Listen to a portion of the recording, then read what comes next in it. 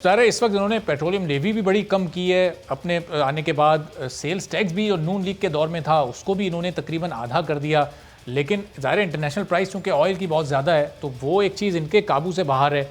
अब दीगर कौन से क्या इकदाम ये उठाएं? वज़ीर ख़जाना चेंज करना हल नहीं है आप कह रहे हैं, फिर अब क्या करने की ज़रूरत है इनको? कहाँ पर लैग कर रहे हैं? देखिए, problem lies with the head. तो उसमें तब्दीली किए बगैर अगर आप चाहेंगे कि मामला ठीक हो जाए तो होंगे नहीं। लेकिन सवाल ये है कि ये क्या नहीं कर सकते, क्यों नहीं कर सकते? तेल की कीमतें आलमी मंडी में बढ़ रही हैं। मैंने पहले गुजारिश की, हमारे दौर में बहुत ज्यादा बढ़ी थी आलमी मंडी में गैस की कीमतें। हमारे दौर में कैसे आपके दौर में भी एक वक्त में 116-117 रुपए फी लीटर पेट्रोल हो गया था, जो उस वक्त के हिसाब से बहुत ज्यादा हुआ करता था, चंद दिनों के लिए हुआ था। जी, आज चंद दिनों के लिए हुआ, उसको वापस लेकर आए। हमने वो बोझ आवाम पे पास नहीं होने दिया सारा। हमने अदर जराए पैदा किए। ये बताइए ना, अगर इन्होंने टैक्स लेवी पेट्रोलियम लेवी कम कर दी है, अगर सेल्स टैक्स कम कर दिया है, तो रेवेन्यू बढ़ाया कहाँ से? तो दावे करते हैं रेवेन्यू बढ़ा दिया, कहाँ से बढ़ाया? वो अल्टीमेट थी जो मते हैं कि जो ऑलरेडी कुछ रेवेन्यू के सूरत में अवाम को कुछ रिलीफ मिल रहा था, वो रिलीफ अवाम से विड्रा किए। ताकतवर तबके की दौलत में तो इजाफा हुआ है ना। Wealthiest peoples are becoming more wealthy और poor are becoming more poor.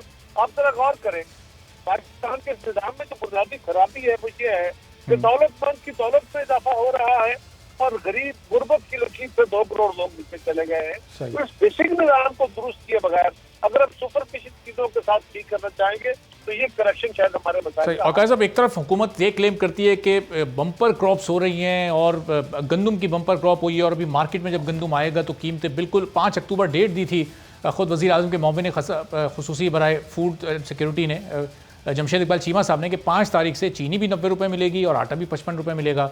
लेकिन आज उस डेट को दिए हुए भी एक हफ्ता मजीद गुजर गया, लेकिन हमें कहीं वो बम्पर क्रॉप्स के असरात होते नहीं नजर आ रहे। इन्होंने कितने वादे किए, इन्होंने कितने दावे किए? तो एक दावा पूरा हो सकता है इनसे? एक भी। ये तो कहते थे हम तेल सस्ता कर देंगे, हुआ? ये तो कहते थे बिजली सस्ती कर देंगे, हुई? ये तो कहते थे गैस सस्ती कर देंगे। इन्होंने वादे किए थे ना, मैंने तो नहीं किए थे। इन्होंने कहा था कि हम तनख्वाहों में इजाफा करेंगे, इन्होंने कहा था कि हम टैक्सेस में कमी करेंगे, इन्होंने कहा कि हम $200 अरब बाहर लेके आएंगे। इन्होंने क्या क्या नहीं कहा। इन्होंने कहा था कि हम 1 करोड़ मकान 1 करोड़ मकान बनाएंगे। किधर गए वो मकान? किधर गई वो सारी दावे? फिर अपने दावे वापस आ रहे हैं अनफॉर्चुनेटली। अब तो फवाद चौधरी साहब कह रहे हैं कि 1 करोड़ से ज्यादा नौकरियां हम दे चुके हैं। अभी वो 4-5 दिन पहले जब उन्होंने बताया कि तो सब हैरान रह गए कि वो 1 करोड़ नौकरियां आखिर किधर दी हैं, किसको दी हैं। मईशत दान भी मुल्क के बड़े बड़े बता रहे हैं कि बेरोजगारी में इजाफा हुआ है, लेकिन वो कह रहे हैं हम 1 करोड़ से ज्यादा नौकरियां दे चुके हैं। देखिए, इसी तरह वो मुल्क से गुर्बत खत्म कर चुके हैं, इसी तरह वो 1 करोड़ नौकरियां दे चुके हैं, इसी तरह वो 50 लाख घर बना चुके हैं, इसी तरह वो आम आदमी को महंगाई के असर से निकाल चुके हैं। अब वो सारे काम पता नहीं कहाँ किस कैफियत में वो काम कर चुके हैं। तो रियल लाइफ में तो ये सूरत हाल और स्टोरी इससे बहुत मुख्तलिफ है। और ये हुकूमत इस काबिल अब नहीं है कि इसका बोझ और उठाया जाए। ये मुल्क इस काबिल नहीं है। अब आवाम की चीखें वाकई निकाल दी गई है और अब इस हुकूमत को जान छोड़नी होगी, ऐसे इसे जान छुड़ानी होगी ताकि कोई इत्तेफाक राय से तो बेहतरी का रास्ता पैदा किया जा सके। और रियल टाइम में सारी जमातों को, सब कुव्वतों को इकट्ठे होके सर जोड़ के ऐसे फैसले करें जिससे लॉन्ग टर्म बेहतरी आए। मैंने कहा ना कि आपको इस वक्त बेसिक स्ट्रक्चर ठीक करने की जरूरत है जी। वो स्ट्रक्चर जिससे दौलतमंद की दौलत में इजाफा हो रहा है और गरीब की गुर्बत में इजाफा हो रहा है, उसको स्ट्रक्चरल तब्दीली के बगैर ये मुमकिन नहीं है कि आप सुपरफिशियल चंद एडजस्टमेंट्स के साथ कहें कि जी इकॉनमी ठीक है। बहुत बहुत शुक्रिया कमर जमान कायरत साहब, पाकिस्तान पीपल्स पार्टी के रहनुमा हमारे साथ पे, और कह रहे थे कि ज़ाहिर है हुकूमत के बस की बात नहीं है इस मईशत को ठीक करना, सिर्फ वज़ीर ख़जाना को तब्दील कर देने से मईशत में बेहतरी नहीं आती। आलिया हमजा मलिक साहब पाकिस्तान तहरीक इंसाफ की सीनियर रहनुमा हमारे साथ मौजूद हैं। वालिया साहब, इस IMF की जो आउटलुक रिपोर्ट आई है, इसके जो अदाद शुमार हैं, इस पर ज़रा आते हैं। लेकिन क्या हुकूमत को इदराक है वाकई कि इस वक्त कितनी महंगाई है, आवाम पर इस वक्त कितना बोझ पड़ा हुआ है, मुआशी हालात इस वक्त एक आम आदमी के क्या हो चुके हैं, हुकूमत को इसका इल्म है?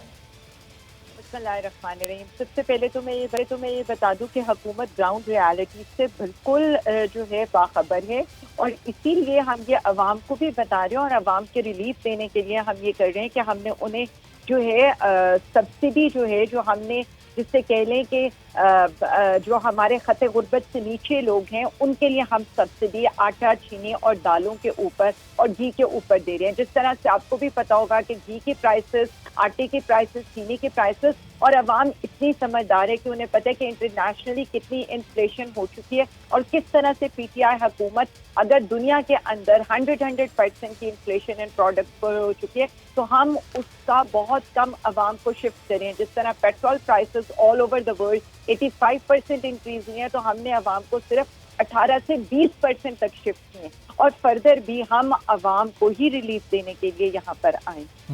देखिए आलिया साहब, जब ये पेट्रोल प्राइसेस जीरो पर थी और एक वक्त ऐसा भी आया थोड़े टाइम के लिए कि वो माइनस में चली गई थी, तब भी यहाँ पेट्रोल 74-75 रुपए फी लीटर लिया जा रहा था। उस वक्त कई गुना पैसा इसी आवाम से लिया भी है इस हुकूमत ने।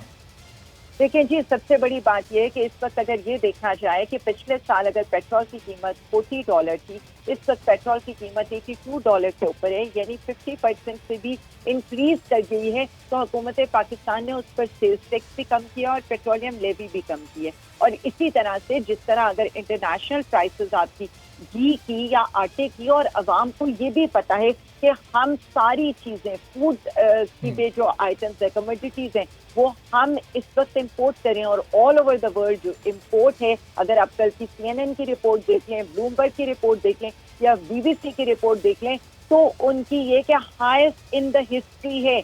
इवन आप ये देखें कि अमेरिकन लोग जिनकी हमें एग्जांपल दी जाती है, हमारे नेबरिंग कंट्री इंडिया जिसकी इतनी बड़ी इकोनॉमी है, वहां पर भी इस वक्त जो हालात हैं, फूड इन्फ्लेशन इस वक्त ऑन द टॉप। लेकिन आलिया साहब, फिर चीनी और आटे की प्राइस क्यों आप लोग नहीं कंट्रोल कर पा रहे? ये मुकम्मल तौर पर ये तो नहीं इंपोर्ट हो रही, ये तो ज़ाहिर है पाकिस्तान में उगाया जा रहा है, पाकिस्तान में ही बन रहा है, मिल्स यहीं पर तैयार कर रही हैं, यहीं से मार्केट में पहुंच रहा है, लोग वहाँ से ख़रीद रहे हैं। फिर ये बार बार वज़ीर आज़म इसका नोटिस भी ले चुके हैं, कमीशन भी बना चुके हैं, कमीशन की रिपोर्ट भी सामने आ चुकी, कहीं कोई अब तक कार्रवाई नहीं हुई और प्राइसेस भी बढ़ते जा रहे हैं। मेरा ये ख्याल है कि हम किसी एक चीज़ को मिस कर रहे हैं और वो चीज़ ये है कि इस वक्त चीनी की मार्केट के मुकाबले में इस वक्त जो, अगर हम ये देखें कि हम चीनी भी इंपोर्ट कर रहे हैं और हम गंदम भी इंपोर्ट कर रहे हैं, पिछले इतने सालों के अंदर अगर इस वक्त इस हुकूमत के इकदामात की वजह से, एग्रीकल्चर में इकदामात की वजह से चीनी की, शुगर की आप क्रॉप ले लें, आप गंदम की क्रॉप ले लें, आप कॉटन की क्रॉप ले लें, सबके हालात अच्छे हुए हैं, लेकिन ये सारा शिफ्ट अवाम तक पहुंचने में टाइम लगेगा। तब तक हम ये सारी चीजें इंपोर्ट करें, जिससे ना सिर्फ हमारा इंपोर्ट बिल बढ़ रहा है उन प्राइसेस की वजह से, और उन प्राइसेस का असर यानी इंटरनेशनल इन्फ्लेशन का असर आम अवाम को बेयर करना पड़े, जो हमें भी उसका एहसास है। अगर हम ये देखें कि खुर्दनी तेल की कीमत तकरीबन 50% बढ़ चुकी है, लेकिन हम अवाम को वो भी 50 रुपये उस पर टैक्सेस कम करके सस्ता देने का प्लान कर रहे हैं। इसी तरह 125 बिलियन की जो सब्सिडी है वो हम आम आदमी को दे रहे हैं। हम इंटरेस्ट फ्री लोन्स देने लगे, हम जवानों को इंटरेस्ट फ्री कर्जे देने लगे, हम हुनरमंद पाकिस्तान बनाने लगे। तो सारी चीजें हम ये कर रहे हैं। सब्सक्राइब करें और बेल दबाएं ताकि कोई खबर रह न जाए।